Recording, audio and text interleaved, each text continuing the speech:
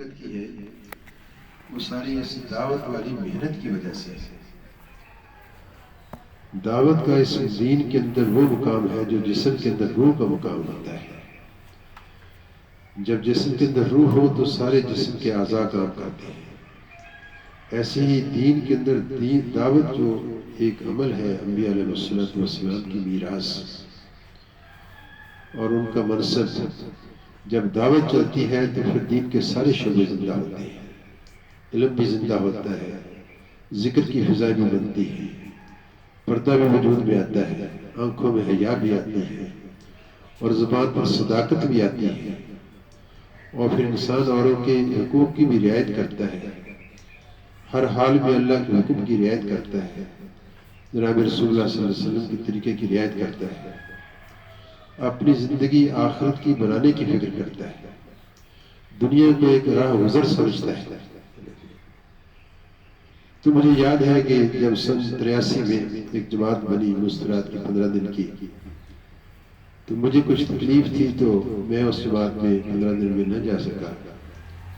جماعت روانہ ہو گئی تو اگلے دن 2 ساتھی اسی جماعت کے پہنچ گئے، اس میں ایک تو ابرار اسلم تھی، ایک اور تھے، تو بھائی عبدالستار صاحب رحمۃ اللہ علیہ وہ بھی اسی جماعت کے اندر تھے، مولوی عویس صاحب اس کو چھوٹی عمر میں تھے، یہ بھی ساتھ تھے، اور بچے اس زمانے میں چلے جاتے تھے، بعد میں بچے جانے سے حضرات نے روک دیا تاکہ بچوں مستورات کا وقت یکسوئی سے لگے۔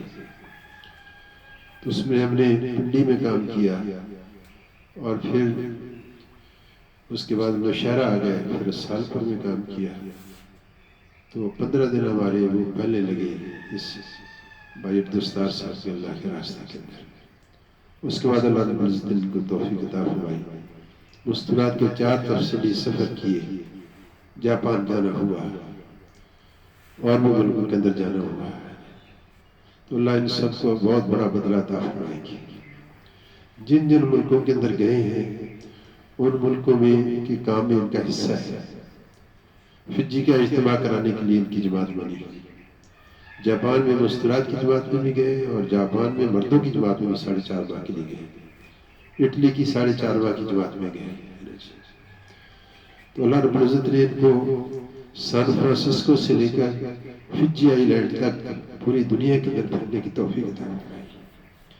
انشاءاللہ وہ ساری جگہ آخرت میں اللہ کے ساتھ گواہی دیں گے۔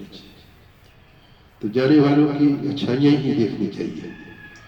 ایک روایت میں آتا ہے کہ جانے والے کے بارے میں اگر چند لوگ یہ کہہ دیں، میں نے ایک مولوی صاحب سے پوچھا کم از کم کتنے لوگ کہہ دیں کہ آدمی جانے والا اچھا تھا تو اللہ اس کے لیے مغفرت کرتے ہیں؟ کم از کم 3 آدمی کہہ دیں، بلکہ ایک آدمی نے کہا کہ جانے والا بہت اچھا تھا، اس کی سوشل زندگی بہت اچھی تھی، ان کا اخلاق بہت اچھا تھا، دین کے تقاضوں میں سستی نہیں کرتے تھے، سبقت کرتے تھے، جتنی بھی کوئی تعریف جانے والے کی کرے گا تو فرشتے اللہ سے کہتے ہیں اس کی گواہی لکھ لو۔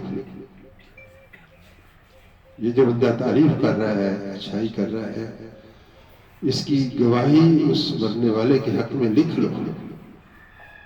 تو اللہ رب العزت کے ہاں یہ ساری گواہیاں پیش ہوگی، آخرت میں بہت بڑا بدلہ ملے گا۔ ایک دفعہ ڈاکٹر منظور صاحب مظفر آباد کے مستورات اکثر جا چکی ہیں، وہاں اس گھر والی مستورات جا چکی ہیں، میرے علم میں ہے۔ تو ان کا ایک ہی بیٹا تھا، عالم بنا، سال لگا رہا تھا، اس کی شادی بھی نہیں ہوئی تھی، تو خانے وال سے آگے گاڑی کا ایکسیڈنٹ ہوا تو اس میں ان کو اس بچے کا انتقال ہو گیا۔ میں اور ایک ساتھی اپنی مستورات کو ساتھ لے کر مظفر آباد تعزیت کے لیے گئے۔ ہم مردوں میں ٹھہرے تھے، مستورات میں تھی۔ میں پوچھتا کہ تمہارا بھائی کہاں ہے؟ کہ بھائی کا نام ہے شبیر ہے اور ہے فلاں کہاں فلاں، اکثر فیملی ممبرس کو میں جانتا تھا، جیسے الحمدللہ میں اس خاندان کے بھی سارے لوگ کو کم و بیش جانتا ہوں۔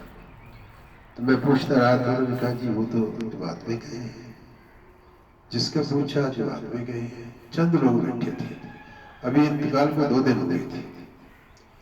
تو خیر مجھے خوشی ہوئی کہ چونکہ وہ اس بچے کی موت اللہ کے راستے کی تھی تو اس گھر والوں نے مشورہ کیا کہ ہم سارے باری باری اللہ کے راستے میں نکلیں گے اور 1 مہینے کے اندر 3 دن کی ترتیب بنائیں گے. سارے گھر کے افراد مہینے کے اندر 3 دن کے لیے نکلیں گے. مستورات بھی برت ہوئی اور پھر لمبے اوقات کے انہوں نے صبر ارادے کیے کہ ہم انشاءاللہ اللہ کے راستے میں جائیں گے. تو محترم مستورات میں یہ عرض کرنا چاہ رہا ہوں، دیکھو یہ اللہ کا نظام ہے